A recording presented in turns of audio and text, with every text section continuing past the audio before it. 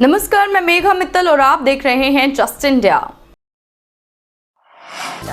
Medifare International taken a step to keep you safe from coronavirus.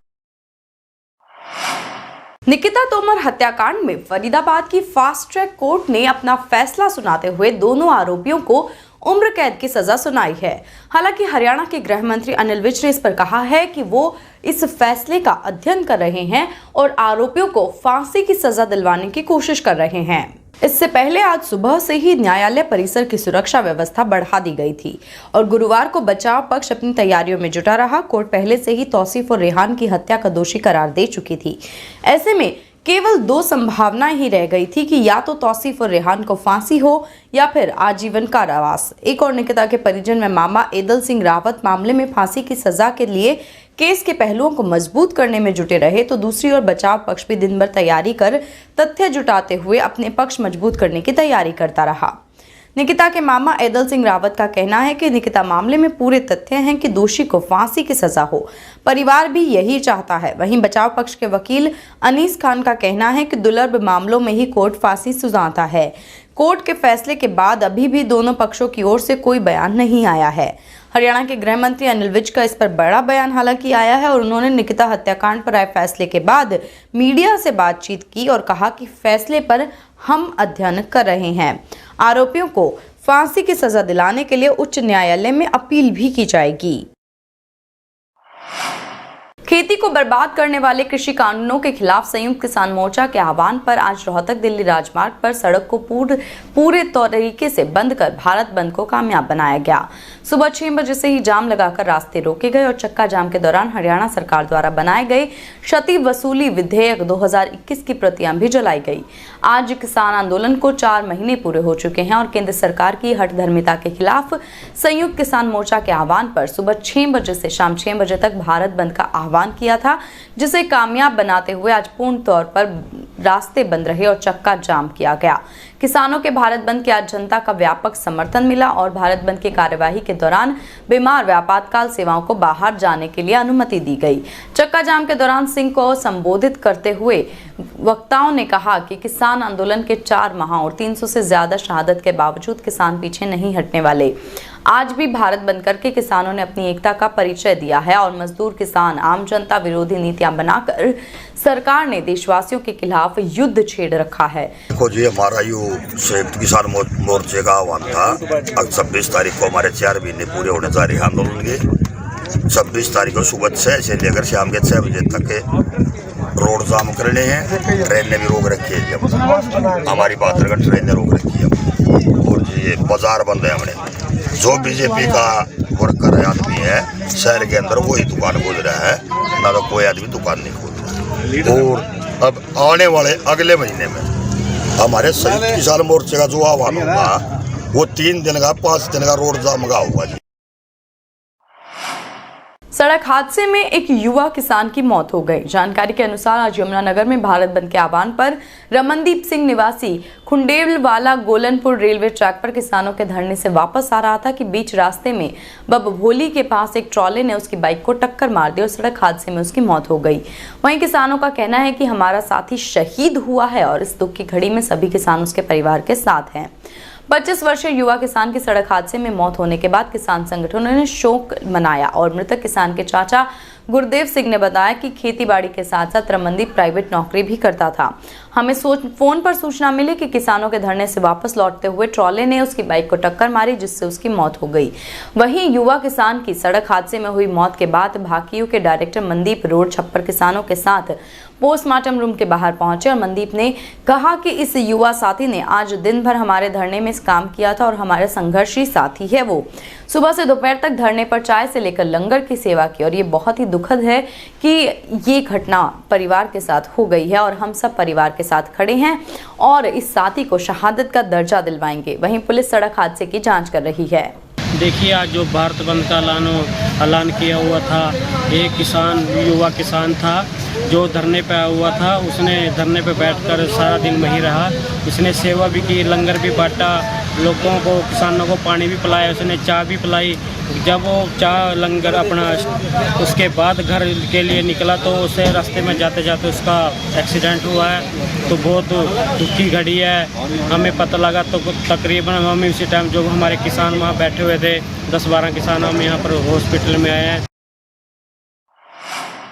Kurukshetra में बिना mask के घर से बाहर निकलने पर जुर्माना भरना होगा और कोरोना सैंपल की रिपोर्ट भी अब 24 घंटे के अंदर देना सुनिश्चित किया जाएगा। स्वास्थ्य विभाग के अधिकारी और कोरोना का मरीज मिलते ही कंटेनमेंट जोन बनाना होगा और ड्यूटी मजिस्ट्रेट कंटेनमेंट जोन पर पूरी निगरानी रखेंगे।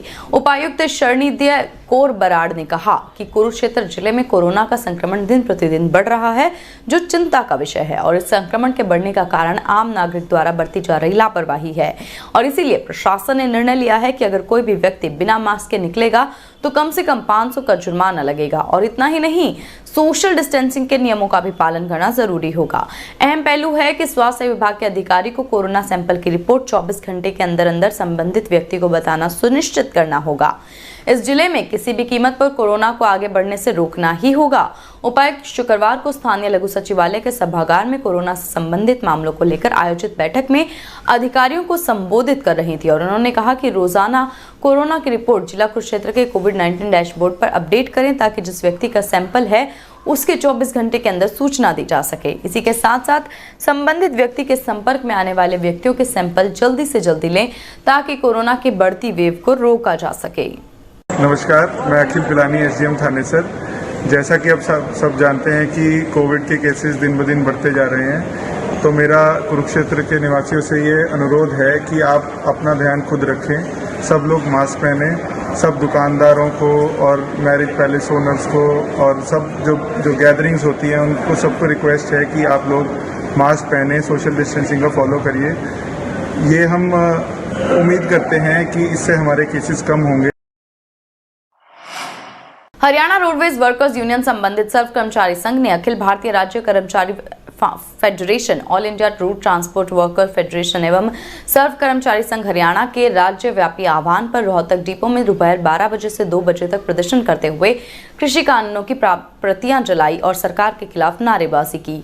इसमें प्रदर्शन की अध्यक्षता डिपो प्रधान हिम्मत राणा ने की और संचालन सचिव सतबीर मुंडाल द्वारा किया गया। वहीं 1 अप्रैल से जो परिवहन विभाग के बराबर में किलोमीटर स्कीम के तहत नेशनल परमिट देने का आह्वान, सड़क सुरक्षा नियम 2020, बिजली विधेयक बिल 2020, सरकारी विभागों का निजी केंद्रीकरण सरकार द्वारा जारी किया गया है, इसका हरियाणा रोडवेज वर्कर्स यूनियन ने पुरजोर विरोध किया और उसकी निंदा की और इन आदेशों को तुरंत वापस लेने की मांग की। वहीं लगातार 5 वर्षों से रोडवेज कर्मचारियों का हरियाणा सरकार द्वारा रोका गया बोनस देने की मांग की है। कर्मचारी नेताओं द्वारा रुके हुए महंगाई भत्ते की किश्त को लेकर, परिवहन विभाग में 14,000 नई बसें शामिल करने को लेकर, बेरोजगारी की मार को देखते हुए रोडवेज में खाली पड़े 84,000 पदों पर युवाओं को रोजगार देने की बात को लेकर इसमें मांगे रखी गई और जोरदार नारे लगाते हुए सरकार को कोसा और भर्ती किए जाने की मांग एवं अपील की गई। सरकार द्वारा शीघ्र पक्की भर्तियां जारी करने की भी मांग इसमें की गई। मैं जय कुमार दैया, हरियाणा रोडवेज वर्कर यूनियन संबंधित सर्व कर्मचारी संघ का राज्य कार्यालय स्थित। साथियों, आज आपके माध्यम से मैं ये बताना चाहूँगा, जैसा ये विरोध प्रदर्शन आपने रोहतक डिपो में देखा है, अखिल भारतीय राज्य कर्मचारी महासंघ के आह्वान पर हरियाणा रोडवेज वर्कर यूनियन संबंधित सर्व कर्मचारी संघ व सर्व कर्मचारी संघ all India road worker transport federation के आह्वान पे आज लगातार पेट्रोल और डीजल, गैस, तमाम प्रकार के घरेलू उत्पाद महंगाई के तौर पे जो सरकार रोक लगाने में कामयाब नहीं हो रही है, इसके विरोध में विरोध स्वरूप हम ये कहते हैं कि महंगाई पर रोक लगाई जाए। पंडित भगवत दयाल शर्मा स्वास्थ्य विज्ञान विश्वविद्यालय के मेडिकल एजुकेशन सभागार में बुधवार से 3 दिवसीय 5वां रिवाइज बेसिक कोर्स शुरू हो गया है। कोर्स का शुभारंभ PGIMS के निदेशक डॉक्टर रोहतास कंवर यादव ने किया और मंच का संचालन course coordinator doctor Rakesh Mittal ने किया। इस अवसर पर चिकित्सकों को संबोधित करते हुए डॉक्टर रोहतास यादव ने कहा कि PGIMS अपने संस्थान के चिकित्सकों को नए कोर्स से हमेशा अपडेट रखता है और इस कोर्स के लिए वे इंचार्ज डॉक्टर सुजाता सेठी व उनकी टीम को बधाई देते हैं जो समय समय पर इस प्रकार के कोर्सों का आयोजन करवाती है। डॉक्टर यादव ने कहा कि हमें भी अधिक से अधिक उत्साह के साथ इस प्रकार के कोर्स में हिस्सा लेना चाहिए ताकि नवीनतम जानकारी प्राप्त करके उससे अपने विद्यार्थियों को लाभान्वित कर सकें। डॉक्टर रोहतास यादव ने कहा कि अब नए नियम आ गए हैं और अगले साल से यह कोर्स करना एक अध्यापक के लिए जरूरी होगा, अन्यथा उसकी प्रमोशन तक में बाधा आ सकती है। डीन डॉक्टर सरिता मग्गू ने कहा कि हम खुद को अपडेट नहीं रखेंगे तो अपने विद्यार्थियों को कहां से अपडेट कर पाएंगे और ये युग इंटरनेट का युग है और ऐसे में हमें नवीनतम तकनीकों से खुद को अपडेट रखना चाहिए। हर साल की तरह इस साल भी श्री खाटू श्याम बाबा की निशान यात्रा सुबह 8:30 बजे स्थानीय ग्रीन रोड स्थित सोहम मंदिर से भव्य तरीके से निकाली गई और ये जानकारी देते हुए गंगा पैलेस मार्केट एसोसिएशन के प्रधान सुरेश गर्ग ने बताया कि बाबा श्याम जी ने इस सृष्टि के उत्थान के लिए फाल्गुन माह की आमल की एकादशी के दिन अपने शीश का दान दिया था और द्वादशी के दिन बाबा खुला दरबार लगाते हैं और भक्तों की झोली भरते हैं।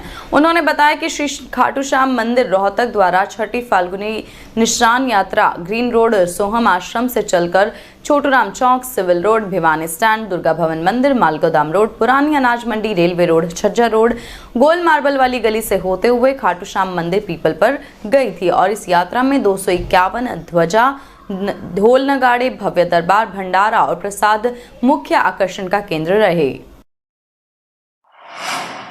Be Fast Fit, India's fastest growing fitness chain, now at Rohtak D Park. Just India के इस बुलेटिन में बस इतना ही। और भी खबरों के लिए देखते रहिए जस्ट इंडिया। नमस्कार।